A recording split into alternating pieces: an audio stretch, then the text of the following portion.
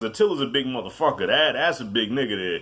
You know, ain't no fighting him. All right, look, with him, there ain't gonna be no Ice Cube picking up a brick and busting him upside the head. Nah, you ain't beating this nigga like that. You're gonna have to put a bullet in him. You're gonna have to shoot his kneecaps out, get him down on the ground, and then put a bullet in his head. Don't even try to pistol whip him because he will grab your shit and break your hands.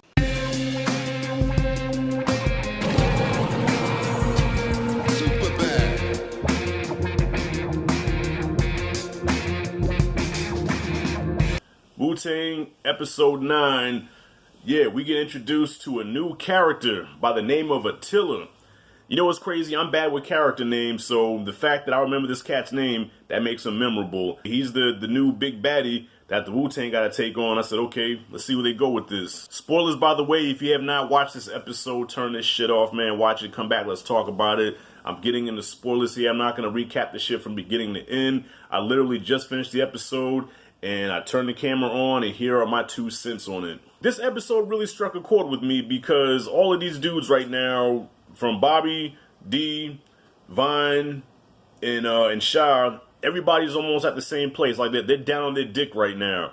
You know what I mean? Like, they all have rap fantasies of being, you know, being rappers or whatever, but shit ain't working out. Like, D is still on Wall Street trying to do his hustling, but he ain't got Bobby with him no more. He's dolo now. And he's pretty much, you know, I don't want to say losing his mind, but he's like, you know what I'm saying? He's fucking up. You know, right? Like, he goes from slinging, now he's robbing people. You know what I mean? Bobby just got dropped from Tommy Boy. That's got to be a huge blow. Because, you know, when people sign you, they tell you that you're talented. They tell you that, you know, you're going to be a game changer and all this and that. Like, Marlo sold him a dream. And then all of a sudden, it's like, the single ain't working. We got to drop you now. And it's like, you motherfucker, you. So Shah dodged a major bullet. He in the studio, putting his verse down. The Jamaican dude, the boss, Screwface 2.0, was sitting there watching, you know, doing a producing thing. Power gets him out just in time for the police raid they shit. So it looks like Shah's gonna be discouraged now from rapping because it's like, damn, you know, I try to put some effort in this shit, and this happens. Okay, rapping ain't for me. And then of course Power's in his ear, like, you know, nah, you know, Stop trying to be this superstar shit, nigga. Like, you a dope dealer, man. Put in work being a dope boy. Divine, still at work doing his cleaning job. Stumbles across one of the white executives in the office spitting some knowledge about how to make that cream. And wait till he's gone, of course. Goes in the office, gets a book, starts to get that knowledge just like his brother Bobby. You know, Bobby's down on his dick about losing his contract to Tommy Boy. So he starts studying knowledge of self, getting that knowledge in.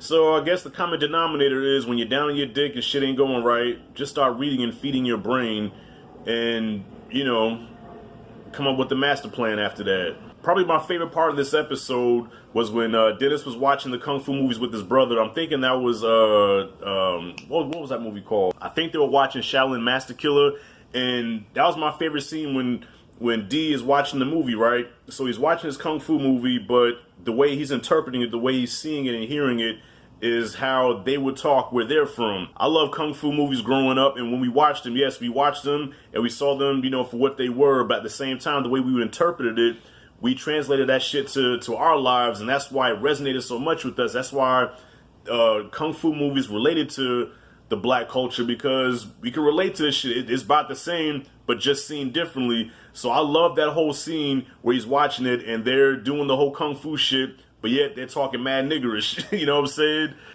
Episode pissed me off the way it ended, straight up. I got pissed off at the end of the episode because now I'm so engaged in this shit where I want more. I demand more.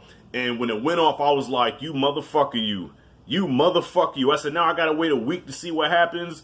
So yeah, your boy Attila busts into Bobby's house, takes all his shit because he overheard the kids telling the kids asking Bobby, you know, how much did you make with that record? And Bobby's like 60 G's. Attila hears this shit, so he's like, okay, if that music worth 60 G's, yeah, you pay me for this shit.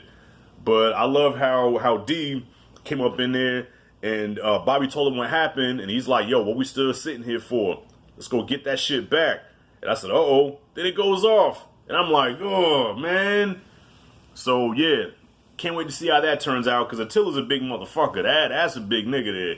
You know, ain't no fighting him. All right, look, with him, It ain't gonna be no Ice Cube picking up a brick and busting him upside the head. Nah, you ain't beating this nigga like that. You're gonna have to put a bullet in him. You're gonna have to shoot his kneecaps out, get him down on the ground, and then put a bullet in his head. Don't even try to pistol whip him because he will grab your shit and break your hands. He looks like fucking African American Ben Grimm, all right? Like the black Ben Grimm, you know what I'm saying?